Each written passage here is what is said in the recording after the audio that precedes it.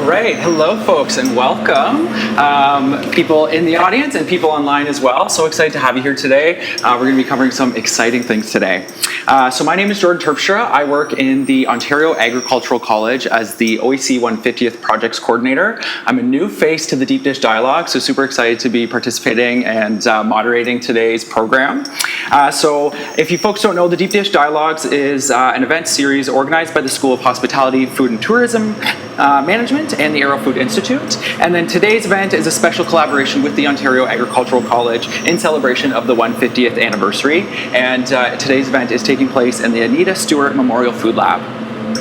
As I mentioned, I'm part of the 150th anniversary of the Ontario Agricultural College, which opened its doors in May of 1874 and is established as one of the Universities of Guelph's founding colleges. So OAC has evolved over the years as a global leader in research and education in food, agriculture, communities, and the environment. And we do have one of our faculty members here today to join us, and I'll introduce her in a moment. So from its modest beginnings of a 550-acre farm to its current status of over 3,300 students across 2 campuses, OAC continues to drive innovation and excellence in the agri-food sector. So very grateful for our folks today to allow us to celebrate OAC as part of this event. So before I do introductions, as we're gathered here today in person and virtually, I would like to recognize that the University of Guelph's campus does reside on the ancestral treaty lands of the Attawandaron people and the Mississauga of the Credit. We recognize and honor our Anishinaabe, Haudenosaunee, and Métis neighbors, and we recognize and respect the contributions of the Anishinaabe and Lenni Lenape ancestors as stewards in both shaping and strengthening this community, our province, and country. And specifically, as we work in agriculture and food spaces, let that remind us the importance of connections and collective responsibility to the land. I'd also like to remind folks that June is National Indigenous History Month, and so it's a chance to celebrate the incredible contributions of First Nations, Inuit, and Métis communities that have made our society what it is today. And so I also encourage you to check out the University of Guelph's library, who has curated an online collection called Exploring Indigenous Narratives and Worldviews. So I implore you to explore that. So now I would love to introduce our guests. So we have Dr. Sara Epp here with us today. So she is an assistant professor in rural planning and development. She researches agriculture planning in northern and southern Ontario and examines issues related to farmland loss, agriculture viability, land use conflicts, and social aspects of rural life. So thank you for joining us today, Sara. And then we also have Chef Nick Benninger. So he is a chef by trade and an avid local food advocate at heart. And at the Bruce Hotel, Nick serves as the Director of Experiential Tourism. Nick is proud to showcase the cornucopia of great ingredients and produced food found right here in Waterloo and Guelph regions. In addition to his work as a chef, he has also hosted the Bell 5 series Farm to Fork, which showcases many of the best farms in the region. So I really encourage you folks to take a look at those as well. That's an awesome series. Thank you.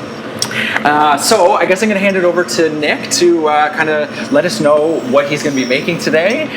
So Nick, what are you going to be making today? Yeah, we're doing a really simple warm salad.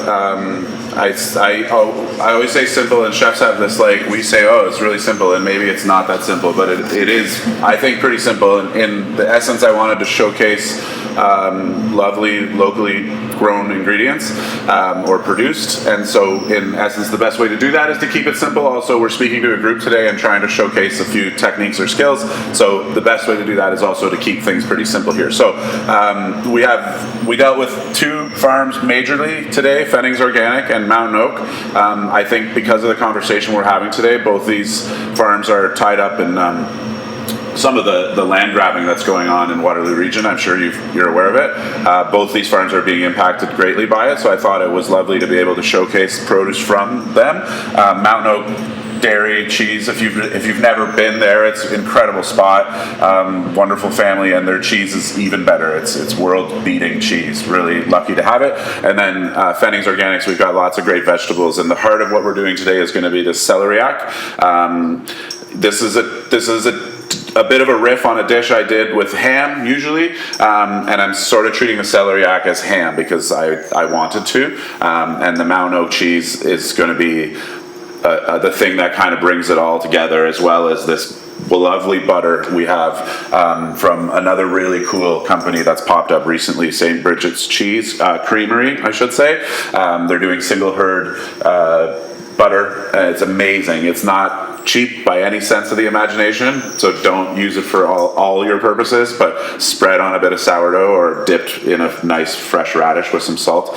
It's the best butter. It's so good. It's cheesy, it's funky, it's amazing. So simple preparations. I'm going to get to it, and then I believe the conversation starts. Yeah. But that's the heart of what we're eating today. It's just a nice warm salad with fun local ingredients. Great, awesome. So you mentioned celeriac. Yes. So I'm actually not familiar with this ingredient. Could you tell me a bit more about it? What its kind of flavor profile is? It looks obviously like a root vegetable of some kind. Yeah. So picture this being underground, and then from here up, you have something that'll look a little bit like celery hearts. It's in the same family, and I believe it's sort of like what the vegetable used to be like before it was modified to become a little bit different than what it is. So it smells and tastes just like celery. It's got a little more maybe earthiness and a little less of that like really sharp acidity that celery tends to have, but it's still there an awful lot, and it's a great vegetable. And one of my favorite salads is just a remoulade salad, which is shredded up celeriac with mayonnaise and a little lemon juice and some salt and pepper, and you just let it sit for a couple hours. It's an amazing salad. So celeriac's a great ingredient. I also love celery. Like, I love celery in salads as well. But yeah, celeriac is a lovely ingredient, and it's going to act meaty for us today. Excellent. Yeah. Lovely. Thank you so much. So while Nick continues to prep our salad, Sarah, I'll maybe get in talking to you a little bit. Sure. So I know that we're going to talk a little bit more about some specific research projects that you have participated in, but I was wondering if you could just tell us a little bit more in the broad sense about your research. Yeah, so as a typical academic, I'll say it's fun, although not everyone would probably agree, and that's fine. I feel really spoiled, though, a lot of the time, because my research area that I was hired into is planning for agri-food systems. So anything related to agriculture or food, which every one of us wants to eat ideally or gets to eat ideally every single day. So it touches everything in essence. I grew up on a family farm, so agriculture is very much in my roots, pun intended, of course. And it's a passion, and I'm so excited that I get to continue that aspect of my upbringing into my research and try not to be as biased as possible. Awesome. And so we're obviously talking about local food today, so then how does local food connect with the research that you do? Yeah, local food's an interesting one because it comes under a lot of sort of criticism at times, I think, given things like cost and access. But farmers are the heart of everything we do in this province when we think of agriculture. If we don't have farmers who produce, whether it's for local consumption, it's for a much bigger industry, whether it's for export, if we don't have the farmers, we don't have food. And so it's a really important thing to always remember that there's so much in agriculture, and agriculture really is, I think, a mosaic, and there's room for every player. It's not one size sort of fits all system. But the impacts on rural communities in particular, if you have a lot of local farmers, you have industry, you have supports for the community, you have ideally a vibrant community if you have those farmers at the base still. Fantastic. That's awesome. So you said grew up on a family farm. Whereabouts did you grow up? So we're in the Niagara region, so tender lovely. fruit, yes, tender Nice. fruit region, yeah. Excellent. Very cool. And Nick, how about yourself? What inspired you to get into food? Did you have an upbringing with food, or? No, not really. My mom was an amazing cook, and we were lucky enough that she really valued like cooking and not ordering takeout and cooking from scratch. And I was quite a picky eater. So there was one day I came home and smelled fish cooking, and I bellyached from the moment I opened the door. And my mom, who's also like a firm believer in tough love, just wouldn't have it. And she said, if you don't like when I'm cooking, you can make your own dinner. And I did, because I'm stubborn. I can match her tough love with my stubbornness. And I made like nachos or hot dogs or something like that. And then ate with the family at the table, because that was an unbreakable rule. And I just felt like such a heel. I realized then that I was like, oh, food goes beyond the ingredients and the nutrition. It's like breaking bread together and where a lot of values come from. And so yeah, I felt like a bit of a goof for doing that, and it really changed my approach going forward of how I thought about food. And then I got a job. I worked at a summer camp up north, which I actually just took my daughter to 2 days ago for the rest of her summer. You had to do one shift in the kitchen kitchen every summer. You had to spend 2 weeks in the kitchen because no one wanted that job. And the minute I did it, I fell in love with it. The keys to literally keys to the cookie room, access to food, being behind the scenes, being able to, like, the first time someone's like, that was the best blank I've ever had, that just fed to this kid who had struggled in school and had struggled to see a path forward. So I just fell in love with kitchen work, and then it wasn't long after that the concept of local became really important. So that's awesome. Lovely. Well, and as Sarah mentioned, we all eat, and I think we all appreciate fresh, delicious produce. I know even for myself that, like, when I am purchasing from a farmer's market, or I know something has been produced in Ontario, there's an additional sense of pride of just knowing. I didn't have a hand in that at all. I mean, I guess I'm purchasing, but it just kind of feels special knowing that it came from our home.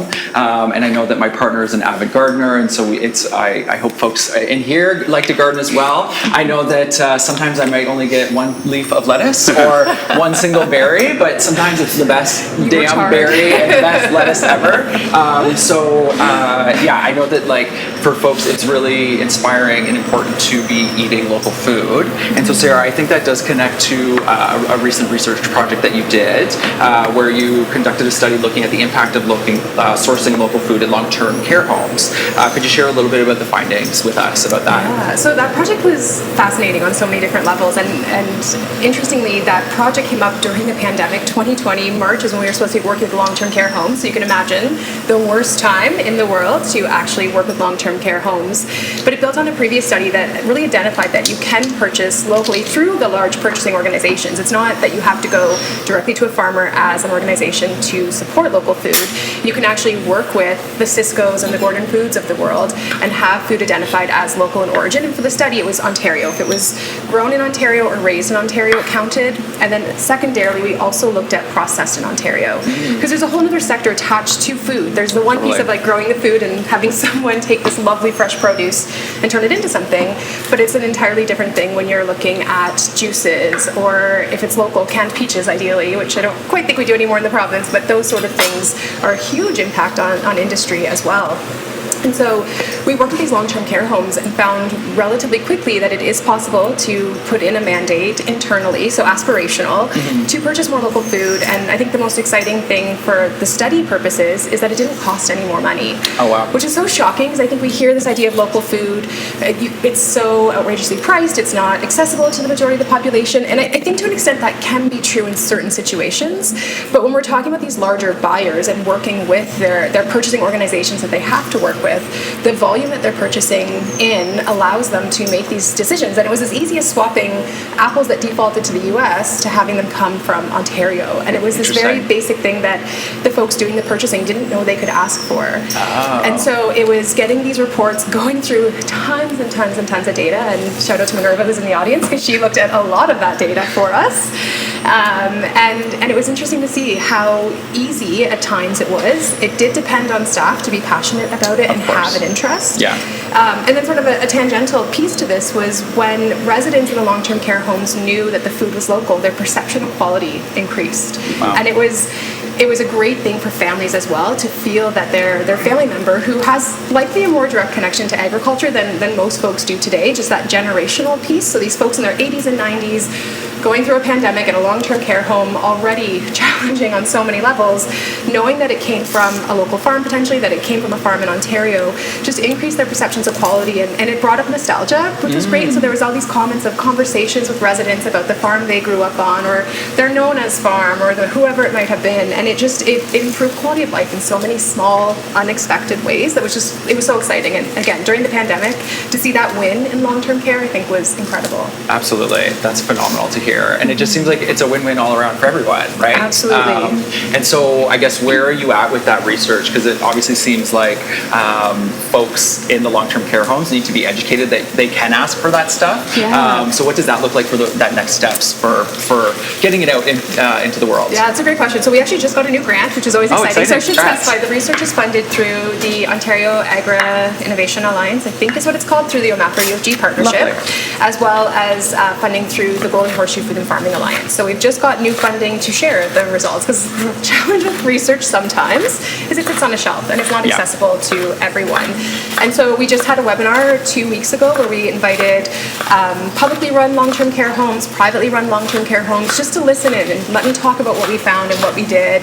And since that webinar, we've had a bunch of homes reach out to ask if we can come in and show them how to identify things and, That's exciting. and what to look for, because we know it doesn't cost more money. And I think that's that for budgets, working in a kitchen and wherever you are, budgets are a huge part of it. And Totally. so knowing that the budget doesn't have to be impacted is, I think, is the motivator. It's the carrot that we're dangling. Absolutely. That's so exciting. I'm gonna check back in with you, Nick. How are you doing? Very well. What's going on? I've got my celeriac roasting away here, so I'm doing a hard sear on it, but I'm only going to do as hard a sear as not making this place smoky will allow. But if I was at home, I would be even harder. And then I've got some young garlic that I'm chopping up, so some green garlic. Green garlic, super tender, yummy, lovely flavor, a little milder than the dried garlic or the mature garlic. So that's really it so far. Great. Yeah. Awesome. And so with the celeriac, you mentioned that it's kind of an alternative to meat, or it's the meat in the dish. So are you cooking it like you would meat, or is there a different way to cook it? Well, yeah, I mean, that's in that sense is like I'm trying to get that, you know, that like that undeniably delicious part of seared meat, grilled meat, charred edge hamburger, like that caveman in us that comes out when we see that, vegetarian or not. Like if you're a vegetarian, I know you see that, and then you're still kind of like, that's the thing I miss. So, and that's why bacon is such a winner, because bacon's like all of that, right? So that's what I'm trying to achieve. I'm trying to get to a point where we have some of that sear show up, right? So that for me, I love eating plant-based. I'm a meat eater, I'm like a meat lover, but when I eat plant-based, I need to like replace certain key points of what I love. Like, so if I'm replacing the ham in this dish, which this dish got a total rewrite. So if you saw the other dish and you saw where we were today, you wouldn't connect the dots perhaps, but I did. But these are the things that I'm like, well, I need that salty, seared, dark, bitter edge, and so that's where we'll be. Fantastic. Yeah. Lovely. So, Nick, I was wondering, so obviously with Sarah's research that we were discussing, I think that knowing that it doesn't cost more to integrate local food into long-term care homes, but are there some barriers in I guess in the restaurant industry or hotel industry, or like what do you think would be some barriers to incorporating local food? Yeah, one of them is definitely cost. Yeah. And that's generally speaking what I think a lot of chefs, when you find chefs that are maybe resistant to the idea, they're going to claim that cost is the reason they can't do it. To Sarah's point, it's not necessarily more expensive. It can be. Like this butter is not cheap. There are other local butters that aren't as fancy as this butter, and they're equally usable and lovely and local. And it's the same with the produce and the meats. Like it depends what you're buying. So cost is a biggie. The other one is accessibility. Like when I ran one restaurant, when we owned just our first restaurant, we changed the menu every day. We really believed in local. We were only open 5 days a week. We were only open for dinner. That afforded me the luxury to drive to farms and visit people. And when a farmer couldn't deliver, I would go get it. And I had 20 different farmers on text that's how the relationship worked. When we got up to 4 restaurants, that was getting quite difficult. And it was getting quite difficult to like, chefs, you have to deal with a whole duck that's going to come in instead of just the breast that you want. Or we can't ask a farmer. The first thing I ever tried to order from a farmer was 150 T-bone steaks for New Year's Eve, and I wanted them all 1.5 inches thick. And he's like, Nick and Mark and I still have a great relationship. That's not how local farms work. If I do that for you, that's half my herd, and I got a lot of other meat to deal with here. So we had a conversation. He made it happen for New Year's Eve for me because he really wanted to, and he has vision, and he believed in things like establishing relationships. But then going forward, I started buying whole cows from him, and I worked for a restaurant that had 2 other restaurants as well. We were the high-end one. There was a buffet one and a mid-class one. And we bring in whole cows. I would just like go, you guys get this stuff, you guys get this stuff, and I get this stuff. And every month we'd bring in a whole cow, and that's how we were able to put, local Angus on the menu and make it work. So you have to be able to facilitate those nuances. Like, you have to be able to work around it. Now that Flanagan's and Cisco's are, like, they're on it, which is amazing.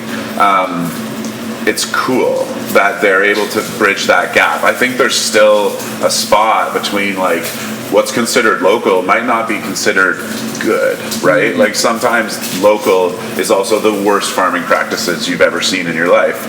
Just happens to be in your backyard. So that's where I struggle a little bit with where some of these larger vendors are starting to work, and that's just the questions the chefs have to ask. Is like, is it enough for me to say I'm supporting local on my menu and that's all I care about, or do we buy local because we believe in the ethos of a small farmer? Right. And I think so. But it's just all steps in the right direction. So absolutely, yeah. Well, and I find the important thing about like supporting local food is that there's a huge disconnect. For folks to know where the food comes from, and I think that when things are locally inspired, or you're going to a restaurant that has local ingredients, there's also a better understanding of seasonality and knowing that food, we go to the grocery store and think that things are available all the time because of the way it's sourced, but I think the beautiful thing about particularly some of the restaurants I've been in Ontario where you don't know what's going to be on the menu until you get there, and it's about those local ingredients, which I think is really neat, because then I would hope it inspires, or folks are then thinking about like, oh, of course, like I can only get rhubarb at this time of the year. Oh, berries are in season, or all these different vegetables. And so, Sarah, you mentioned with the long-term care homes, there's those folks that that population has a strong connection to farms, whether they grew up on a farm or they had that connection. Obviously, or I would assume a younger generation maybe doesn't have that same connection. Do you look at that in your work at all, of just like inspiring and educating folks on where their food comes from and how that connects to the local food movement? I think it's really important. That education piece, I think, gets skipped over a lot. And I can remember when I started doing research in Northern Ontario, there was a grant that one of the northern communities got to bring in local fruit that was grown in the north to the schools. And the kids had no idea what the fruit was. And they would bring it home, and the parents had no idea what it was. And they said there was the education option, which was amazing for them, but they said it was a flop because none of the kids would take it, because they had no idea what this was, because it just financially they couldn't afford it potentially. Canned food was cheaper, so that's what they were eating, understandably so. We grew up on canning all of our own food, so I get that.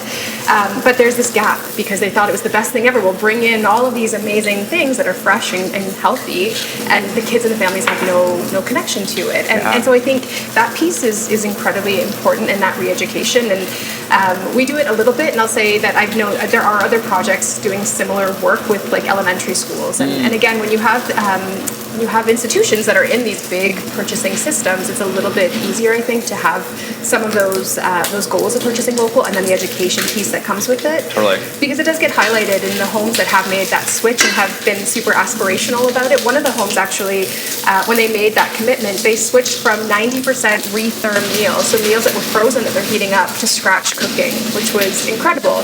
It cost a bit in terms of time and prep, and you need the space and the equipment, but even that changed from a home that had been doing so much frozen. Wow. They sort of ignited that interest, saw the value of it, and made this huge switch. So amazing. We see it in long-term care, we see it happening in daycares and elementary schools, and Nick and I were talking earlier about that connection to farm, and you see it now, like with elementary schools taking the children to the farm to go pick their pumpkin in the fall, and just to get them back to seeing where food comes from, I think is really, really important. Totally. Yeah. Well, and I find the impact that has on children as well. Like when they go to a farm, it's such an eye-opening experience. And I even think of the experiences. I grew up in Prince Edward County, so very rural, on a farm as well. But those experiences in nature and connecting on a farm have stayed with me. So I think it's very important for the youth to experience that, for sure. Yep. So Nick, I would assume if you're working with local ingredients, it's a fun process to try and put a meal together, because if you're trying to like kind of, I would assume that the creative juices really flow. So could you share kind of what that process looks like when you are wanting to incorporate ingredients to make a meal? Yeah, I mean, I guess this is a great example of it, in that I wanted to work with local farms. Obviously, this is what I do. When we talked about some of the things we might chat around, it triggered my thought around this land issues that are going on in Waterloo. And then I said, okay, this would make a ton of sense to work with these two firms. And so I get what the availability list is from Fennings. I start scanning through it, and I see something that goes, oh, like, I could work with that. And then you just start building a dish around it. And I mentioned I was reminded of a dish we served at a restaurant that I ran in St. Jacobs, and Mountain Oak's 3-year-old Gouda was a huge part of that dish's success, and as was a brown butter that we poured all over it afterwards. So I'm starting to piece things together, but then I've got to say, like, well, I want that, but how do I get there without using ham, without whatever? And then you just start to sort of bring things together. And I think my creativity is usually strengthened by a few restrictions, like by things that you're like, well, I can't do that. I'm cooking for a group of people, so I want it to be plant-based today because I don't know who eats what, and I want everyone to enjoy it. And so as you drag in these restrictions, then your creativity takes over. I worked at a restaurant in my 20s that was the owner wouldn't let us have any pork on the menu, and pigs at that point were like my super ingredient. I like bacon, and like any chef, bacon was a crutch. It's like, if you want something to be delicious, throw bacon and maple syrup at it, and it's going to be good. So when I worked there, I was like, no bacon, this is bullshit. No pork. And but it became this, like, well, how do I do that otherwise? Like, what other things can I incorporate? What can I smoke? What can replace pork fat? Like, and those restrictions allow your creativity to think outside the usual path you go down. And so I have never had what we're going to have today, but I know it's going to be amazing. I have what I think is the ability to taste food as you conceptualize it, right? Like, I know it's going to crunch like and taste like and be like, and I go, oh, it's going to need something sweet or sour or whatever. And I think, like any good craftsperson has that. A painter knows what a painting's going to turn out like. And so, yeah, I think all of those things combined, and here we are. Very cool. Yeah, I don't know about other folks, but I find that when it's getting close to grocery shop day, but you still have these miscellaneous items, the challenge of like pulling those all together for a meal. I've done many a failed meals because I don't quite have that. I'm not a chef, I don't quite have that ability, but sometimes you surprise yourself of like, oh, I didn't think those things could work together, and it's a really fun challenge. I want a cooking show or a Food Network show where I walk into somebody's house unannounced. You walk in and you like kick the door open like the Kool-Aid Man, and then you go into their fridge and you then make a meal with what you find in their fridge. And maybe you get to bring like one thing, so you know you're going to have like a beautiful trout or something. But I just think that would be the coolest show, and because we all love to seeing other people's like pantries and fridges, and then you feel better about what yours might look like. But anyways, I don't think I'm getting greenlit for that program. Sorry. Pilot it at my house anytime. Yeah, you can come to my house too, absolutely. But you're not allowed to know we're coming because you clean up and you put like the organic yogurt right at the front or whatever. All the Niagara fruits are laid yeah, on the counter. Like my chia seeds and my hemp seeds, and I'm so healthy. But anyways, hide the chips. So you mentioned TV, so I was wondering if you could share a little bit about the show that you've been a part of, Farm to Fork, correct? Yeah. Yeah, could you tell us a little bit about that project? Yeah, so it's a show where we show up at a farm. They give us a tour of the farm, and we have great conversations. You know, it was meant to be a show about farms and cooking on the farm, and I think we all knew very early on, or at least I did, that this was going to be a show about the people that choose to go into farming, because they're the real, that's the real compelling storyline, is these unique individuals that choose to do the hardest things in the world for the least amount of money, and oftentimes have other jobs.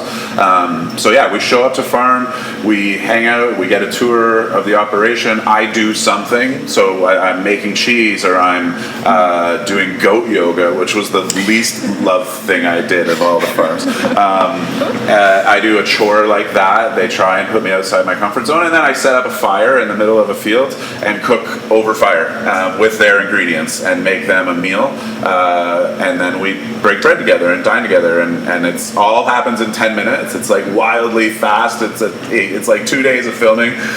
So much good material that doesn't get used in 10 minutes of the show. But it's lovely, and I appreciate the opportunity to do it and meet some great farmers. And in fact, Mountain Oak was one of the farms we got to visit, and got to spend time with Adam and Hanny and their family and make cheese, which was really cool. Yeah. Fantastic. And where are they located? They're in New Hamburg, or just outside. Oh, nice. Yeah. So right between Perth and Waterloo region, but Waterloo claims them. They're Waterloo. Okay, I see. Yeah, and I know that all the episodes are online for folks to watch as well. Yeah, so you can go to Farm to Fork TV. It's my Instagram also has a link to it. You can see last season's episodes, this season's episodes, and hopefully we'll get a season 3. But they were actually they had a meeting with what's that evil dude's name that owns Loblaws? Galen Weston. They had a meeting with Galen Weston, and they texted me. They're like, "We got lunch with Galen Weston." I'm like, I don't know if that's the route we want to go. So, anyways, we'll see. Well, and I know one of the farms that you visited was Utterly Ridiculous. Is that where you did? That's where I did the goat yoga. Nice. Yeah, which is a cool experience. And if you're into goats or yoga, go. But I think every good chef becomes a bit of a germaphobe because you're just aware of how things happen. So I'm at this farm, and the goats are pooping all the time, and I go, "How do you stop the goats from pooping when we do yoga?" And she's like, "We don't know." And I'm like, "I gotta cook for you later." So that was really my big hang up over it, was the whole time I'm just like, but it was cool, and people love it. But I don't do a lot of yoga, which I'm sure surprises no one. And I think goats are better made for the barbecue than for the yoga mat. But yeah, I can very much relate to that. So I grew up on a goat farm, and I know that it's been very trendy for the goat yoga. It's not for me. I would rather be like in a field of lavender doing yoga versus goats. But yeah, and so I know that Utterly Ridiculous, actually an alumnus of the University of Guelph, and I know that they actually kickstarted their business here as well. So they produce a lot of ice cream out of from goat's milk, which is very delicious, and you can get actually in Guelph at a few different locations. So I recommend checking that out. And Cheryl's amazing, and she's a leader in the experiential tourism world. I love what they're doing, and she's an asset for me. Like I go to her for advice and help all the time as we develop our program. So I do advocate to support Utterly Ridiculous, just not a fan of goat yoga. So where are we at in the process of the meal right now? So I'm pulling our celeriac off. It's sort of I would say like medium rare, so not cooked all the way through, which is again part of what we're trying to accomplish here, is some great textures in our dish. So I've pulled it off. We've got really nice sear on it. I'm going to let it sit and rest for a little bit, just to cool down so I can handle it, and then I'm going to slice it. I'm now adding in some beautiful radishes. So we have some of the first of this year's crops here and last year's crops there, which is always a nice fun way to sort of tell a story as well, in that it's sort of strange to be dealing with celeriac in our spring season when we've got lovely other vegetables available. So it's nice to be able to tie in some radishes. So I'm roasting our radishes off. The last of their greens that were still nice. The greens, now that it's so hot, the greens are getting really like yucky and yellow. But we were lucky to have still some. And I'm just going to roast those up for a little bit, and then I'll add our young garlic in shortly. And I've got our Bridges butter cooking away here, and I'm trying to accomplish brown butter. So everyone's heard or had brown butter, I hope. If you've not, it's the secret ingredient you're missing. Take butter, unsalted, always deal with unsalted butter. Cook it gently until it starts to brown. Once it's like you see the protein starting to brown off, it almost looks like you've added like sugar to it, like you see these crystally brown bits. Then you can remove it from the heat. You can throw your salt in then, or just leave it unsalted. But brown butter is like the ultimate. It's good on anything, and I literally keep some in my fridge. I'll do this at home. I'll add a little vinegar and a little maple syrup, and then put it in my fridge, and it's like on toast for cheese or on ice cream. Like, it's brown butter. It's so Lovely. good. And I think I know the answer, but you mentioned always using unsalted. Why is that? Just because you want to control your salt. Right. And the only time I think you need salted butter is when you're spreading it on bread. But the best thing is to have nice flaky salt and put that on top. So you can like layer an unusually large amount of butter on your bread and then put a little extra sea salt on top and then eat it. But you just should be controlling your salt consumption in your body as well as like when you're cooking for others. You don't want to be doing everything and then adding some salted butter and go, shit, like I didn't think about, now I've doubled my salt.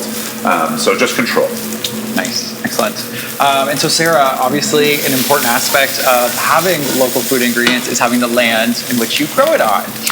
And so I know that Nick has also alluded to it a little bit, but I know that some of your research looks at farmland loss in southern Ontario. Could you share a little bit about the research you've conducted and some of your findings? Yeah, I've probably never had a research project more topical than the Farmland Loss Project, frustratingly so, I think, because we see it across southern Ontario right now, this loss of prime farmland. So when we talk about prime farmland, we're talking about in the soil classes 1 through 7, the first 3, which are the best soil we have in Canada. Ontario is really fortunate in terms of class 1, which is the absolute best. We have the majority of the country's class 1 soil. In southern Ontario, the long-standing comment is if you go up to CN Tower and you go to the top, you can see all of the best farmland, and it's under houses at this point. And so it's a frustration because we're blessed with an abundance in theory. I mean, if you're in a more rural place and you look out and you see these beautiful farms, it feels like there's abundance. In reality, it's a finite resource. We can't replace it. Once you pave it over, it's gone. And we also have a housing crisis that we're seeing right now in the province. And we have this tendency to develop land that is easiest to develop, which I understand. I get that perspective, and farmland's easy to pave over. It's the easiest to pave over, that or a park. There's not really anything easier to pave over. And so what we've seen across the province is the loss of prime agricultural land, predominantly for housing. There is some for industrial, there is some for roads and aggregates as well as part of that. We've tracked that data as well. And it's just tough because it's some of the best land that we have. And I'm not naive. I know we will continue to lose farmland for development because, again, it appears in abundance. The challenge is just making sure we're doing things in a way that's sustainable and long-focused, long-term thinking, which I think we're struggling with right now, especially when we match with the housing crisis. And affordability and access are such big issues across the country right now that I think it's easy to sacrifice farmland. And I think the expropriation we're seeing in Waterloo region right now, it's a very, very topical issue, plays into that, although I don't know if they've fully disclosed exactly what's happening on that land eventually. But in tracking it, the numbers show that we're losing the most amount of land close to urban areas, which is to be expected. And in terms of like good growth planning, it makes sense that York region, Halton maybe to an extent, Peel, those places closer to the Greater Toronto Area, part of the GTHA even, are where we see that pressure greatest. So we see the larger numbers there, which is to be expected. I mean, I think we'd be horrified if Waterloo region was matching Peel and York for that development because the population numbers just don't support it. But we absolutely are seeing that conversion, and it's been frustrating, and it's been probably talked about more in the last year, I think, by the general population. Like everybody is, I think, talking about this, and everybody has an opinion on one side or the other. And I think we've tracked data from 2000, and I don't think anybody talked about it as between 2000 and we'll say 2020 as much as they have been in the past year and a half, which is wild. Yeah. So you mentioned the expropriation of that farmland in the Wilmot and Waterloo region. Is there any? Do you know any more about that you can share? Just because we've kind of alluded to it a little bit. Yeah. So what else? For purposes of maybe informational purposes, I guess. So there is this expropriation of land that's been happening. I think there's 7 parcels. I could be wrong on that are farms along the Highway 7-8 sort of border there.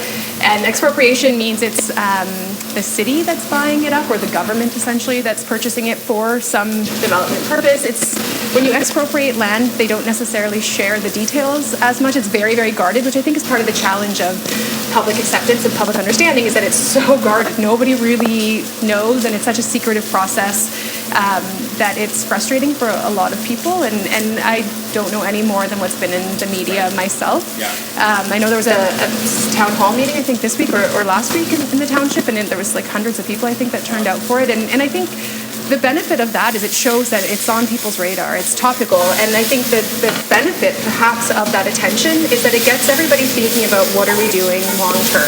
Yeah. This may only be 7 or 8 farms, and I think that's the word we hear all the time, only. It's only one farm, it's only 100 acres. But I think it was a mayor in Lincoln, a town in Niagara, that had once said it's called the death by 1,000 cuts. So every time you cut off a little bit more of that farm and you continue to sever it, it feels like a teeny tiny cut, but those 1,000 cuts eventually erode the entire agricultural system. And so when we take this all up together, sure, these 7-8 farms could be justified as not being that significant independently. Tell the farmer that, I'm sure they're offended, which I absolutely understand. But when you look at the big system, this death by 1,000 cuts keeps happening, and it does have the potential. If we aren't doing it in a way that makes sense, that is long-term thinking, that looks at the bigger picture, I think we'll see that potential erosion happening more and more. Yeah. Well, and I think it's all connected, as our conversation is today, that I think when you're removed from the system, or if you don't work in agriculture, if you live in the city and you see that there's a housing crisis, it's like, well, yeah, we need people to live, or areas for people to live. But then I think back to your show, Nick, where when you humanize the farmer, and you know where they're coming from, and you know how hard they're working, and you can kind of connect that how devastating that impact would be on those farmers. And did you mention that some of the ingredients in the farms you've gotten today are being impacted by this expropriation? Yeah, majorly, yeah. So Fennings and Mountain Oak are both in two of the 7. Wow. And they're wildly successful farms. These are not everyday occurrences either, and that's, I think, another layer to it. And it's not to say that we should pick on unsuccessful farms, but this is not a farmer that's happy to have their land taken off their hands. This is very valuable land that's being scooped up at very unfair price, and from very successful farmers that we want to support. Like, we want a dairy farmer that milks his own cows for his own cheese and grows his own crops to support his cows. Like, how many of those stories exist around, and are tourism destinations that link so closely to things like we have here in Guelph, and we can build upon, and we can be a world-class leader in farm to fork, and we're tearing it down for a Toyota plant or whatever. I know we don't know, but these are the rumors we hear. And if we lose land like that to have a battery plant nearby, a factory for cars, like, what's wrong, right? And really quickly, it's interesting too to think of that bigger picture attached to those farms. So they likely hire people. It's not, I mean, if it's just a family, that's incredible, they're doing all these things, but I'm sure they have employees. If they have a storefront, there's people coming to the farm. The fact that they're processing their own is incredible. It's like this one sort of circular system in one farm, which is so amazing. And it's just bigger picture, right? This is when we get into those bigger aspects of who else is impacted by that closure, because the closure is sort of a benign word, I guess, or diplomatic word. But when you lose that farm, I think on the surface, it's like, again, that gets into the logic of, well, it's just one farm. It's just 7 farms out of our entire system. But there's a family that's impacted. There's employees on that farm that are impacted. There's a community that's been supporting this industry or these farms, as well as been supported by those farms, likely through having the kids in school or going to social gatherings in the community. And again, those are those deaths by 1,000 cuts that we see happening. And on the surface, it seems small, but in reality, the impacts for that community itself, not even like beyond just that farm, which is a huge impact to that farmer who doesn't want to sell. As Nick said, like, they're happy, they're successful. This is their livelihood. Yeah. There's huge impacts, much broader impacts that are often ignored, I think, or just not considered. Right. Yeah. And so you mentioned it's obviously not an easy solution, and I think that farmland and farms gets kind of pitted against housing and the housing crisis. So you did mention that sustainable solutions. So what might some of those sustainable solutions look like, or what are folks hoping that could look like? In a perfect world, I think one of the things that we don't do well enough is we have what we call brownfield sites in Ontario. We have lots of brownfield sites so brownfields are sites that were former industry of some kind. It can be a gas station, as an example, or it can be a hospital site. Those are called brownfields. It's contaminated soil, essentially. I'm from Niagara, the former GM sites, General Motors sites. Those are all brownfield sites. And we have lots of these sites across the province, but they cost tons of money to remediate. And so what happens is the plant closes. If you're lucky, they are still paying their municipal taxes and they're still doing things. They put up hideous sort of fencing around the site that says stay out, which we know doesn't actually work. And it's almost abandoned. And so we have lots of these sites across the province, which we have some successful examples of those being remediated and turned into housing developments, and not like for hugely different demographics of people. And so we know it works, we know we can do these things, but they cost a lot of money. So if we invested a bit more in that remediation and supported developers or the owners of those sites a bit more, potentially through provincial grants as an example, there are some that exist. Municipalities often have what they call community improvement plans that support the remediation of brownfields because they're sort of a blight on the community. Nobody wants to see this boarded up former hospital site, Right. but putting in brand new housing, mixed-use housing development is amazing for the benefits for the community. So I think if we looked a bit more internally at what's already available and reused that, it would be a start. Building up, which is a very contentious topic, it's tough because when you talk about higher density, especially in rural communities, there's this fear that it's going to be Toronto, that you're going to have these huge skyscrapers, which would, I shouldn't say never because you really don't know, but it's very unlikely that the township we're talking about is going to have a skyscraper come in. Right. But instead of having low density residential houses, which take up a lot of space and you can only have one home per whatever, building a 4-story, smaller apartment building, condominium, townhouses, whatever it is sensitive to the existing developments already in that municipality, which is fantastic, and gets you higher intensity development without it being the fear of another Toronto, which is what we hear all the time. We're not Toronto, we don't want this, we're not Toronto. You know what the E means? Technical difficulties, I guess. So there are solutions, there are options. I think the challenge again is that farmland is easier to develop, and we've seen a lot of policies in support of transforming agricultural land into housing development because we know that there is a crisis. But if we're going to solve that, we also have to think in terms of affordability as well, right? Access is part of it, but affordability is the other piece, which is the huge part of the crisis right now. Of course, yeah. So where are we at right now, Nick? We are going to add some dandelion greens. So I'm having some technical difficulties. I work really well with like cinder blocks and fire. Gas, I'm okay, but once we get into this high-tech stuff, I'm a bit of a Luddite. So here we are. We've wilted down our garlic and made it taste a little softer. I'm going to add some dandelion greens, so really sharp, bitter ingredient, right? But lovely. I love dandelion. I love bitter flavors in general. And then I'm gonna wilt that a tiny little bit, and then I'm gonna deglaze it with a bit of sherry vinegar for our acidity here. We've got our celeriac all sliced up, laid out. It's got a little bit of crunch and a little bit of softness. I'm just seasoning that because I hadn't put any salt on that yet. And then we're just gonna start building up our salad. Fantastic. So dandelion green seems like an interesting ingredient, obviously because people just think of dandelions as being weeds and pests. So can you tell me a little bit more about like how dandelion greens can be used? Is it something that people could forage in their backyard, or is it better to buy from a farm? No, I mean forage it. It's like be aware of who pees on your lawn, right? I have a 4-legged friend, so I don't forage in my backyard.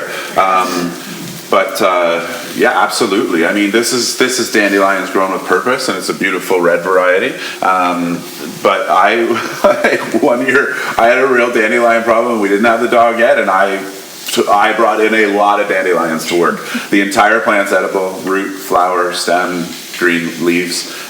It's really good for us. It's really good for your lawn, in fact, too. It with its deep roots, it brings up a lot of nutrients that otherwise wouldn't get there. Anyways, big dandelion fan. Very cool. And yes, it's foraging. I recently had to take a influencer foraging, and because of schedules, like we missed the really sweet window of foraging in the early spring, and so dandelions were on the menu because I was like, we're gonna have like a few less interesting things, and I'm not an expert forager, so dandelions, I knew where they were. But anyways, a big fan of dandelions. Very cool. And then with the radishes as well. So I know that in my sphere anyways, a lot of people don't like the taste of radishes. Any tips on cooking it or how to incorporate it into meals for folks that maybe are just thinking about raw radishes? Maybe we should look at your friends group instead. I mean, if they're watching, that's on you. I mean, like anything, it needs balance, right? So like I grew up in a household where we had radishes on the table. There's often a bowl of radishes sitting half submerged in water next to a thing of salt. And you would just like radish, salt, eat. And it was a vessel for salt, really. But the saltiness, like, it balances out the spiciness, and the fartiness that radishes have really nicely. And it's always all about balances. Have you ever had a radish dipped in tempered butter? So like you melt butter, temper it, so it's not melted, and then you dip your radish in it, and then you allow the butter to cool back on the radish, right? And then you sprinkle a little salt on it as it's cooling, so the salt sticks again, like a nice flaky salt. And then that's just like a lovely French hors d'oeuvre of just eating buttered radishes.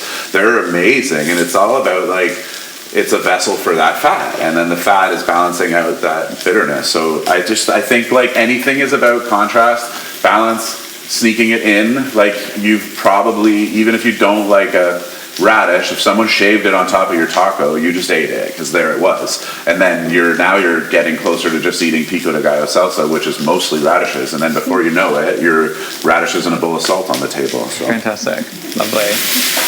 So this is kind of a question for both of you folks. So thinking about just like tips for our audience today. So what are some ways in which we can encourage folks to support local, to source their own local ingredients, or even for you, Sarah, supporting the communities that you do research with? Any tips there? Yeah, so I think we're really, really blessed in this area we're in right now to have tons of farms, farmers markets, roadside stands. If you want to do the sort of uber local, there's so many opportunities just to do it. The St. Jacobs Farmers Market is so close by. Even just as an experience, go to the market on a Saturday, be prepared that it's traffic-wise, it'll be a nightmare. But just walking around there is like the craziest experience. You'll have a mix of farmers, you'll have old order Mennonite farmers, and you'll have a ton of different food options and things. So go there, taste it, try it, see what you like. When you go to the grocery store, this is one of my frustrations. Seasonality is really, really important. I'm from a tender fruit area. One of my greatest frustrations is peach season, and there's Georgia peaches at the grocery store. I understand the purchasing system, I get it, but we don't need to be buying peaches from Georgia when it's peach season. Like I think seasonality is really, really important, and knowing what's in season. The taste and quality is also at times so much better. Not everyone is a good farmer's mix, and not everyone's good at it. Not everyone does the best job. In any industry, it's the exact same. So knowing what you should be looking for and seasonally what's available, I think is a way to sort of ease your way into it. You don't need to buy 10 peaches. You can buy one or whatever it may be. Buy one radish if that's an option to see if you can slowly start to enjoy them. But there's so many different ways, and I think it's really just exposing yourself. And even looking at the processing, knowing what's processed in Ontario supports the secondary sectors attached to agriculture, which then also supports the farmer. Because now if we're buying things that are processed in York region, that food likely came from somewhere within this area, the produce or the animal, whatever it may be. And by supporting the processing plants, you're supporting the livelihoods of so many different people across. It's a huge system, and so these little steps can really support the whole industry. Fantastic. And then maybe one last point is just to keep the topic right now. Again, I think we're lucky that we're talking so much about farmland laws, and so I think to keep that conversation going, and I think the risk when we have these things that are sort of attached to politics and things is that they sort of fizzle out and we put them back on the back burner and we forget about them. I don't know that farmland law is ever going to go away. Right. So I think maintaining that conversation is really important, and being aware of what planning decisions are happening in your community, and following those. Planning can be boring for some people. I'm in a planning school, it's not boring for me. But keeping track of that, I think, is really important as well, because then you'll see the changes that are happening and you may be shocked. Yeah, absolutely. Well, I'm encouraging everyone in this room and watching as well to be champions of this. If you don't know much about farmland laws, I mean, you're learning a bit more about it today, but I encourage you to do your research and be a champion for it as well. Thank you. Yeah, of course. And I think even you mentioned the better taste of food. I think strawberries are always a great example. The strawberries you get in a grocery store versus the ones that you're picking on your own. Like that, how that's the same food is So true. mind-blowing. Yep. So, yeah, I think that's a great example. What about you, Nick? How any tips or things to encourage our viewers here today on how to support local, buy local? I mean, everything that Sarah said is just so on point. It's the thing. Go and take baby steps into it. If you're nervous about going to a farm for farm gate sales, then start at the farmer's market. If that freaks you out, then just ask your grocery store manager more questions. And be an advocate. Be like that person that says, "Why are you selling Georgia peaches?" And you know that the guy at Sobeys doesn't control that conversation. But when you ask enough times, they do. And they do pass that information up. And yeah, like if you need to hit someone over the head with it to get them a melon or lettuce or garlic or asparagus, like there are certain foods that are like, we'll buy local because it's ethically what I want to do. And then there are other foods like you will not catch me eating asparagus out of season ever because it's just not worth it. In season asparagus is like the greatest, and waiting the 9 months it takes to get local asparagus and being without it for the rest of the year is so worth it, and it makes it that much better. Same with sweet corn. We had a potluck the other day, a party at our house for my wife's 50th, and my niece, who's in the restaurant business, and her boyfriend's chef, they showed up and made elote, like Mexican street corn, with corn pre-peeled in cellophane from God knows where. And I was like, what are you doing? We're so close to corn season. Why? Now? But, you know, and I told them. So that's the other thing, is tell your friends, like be a food snob.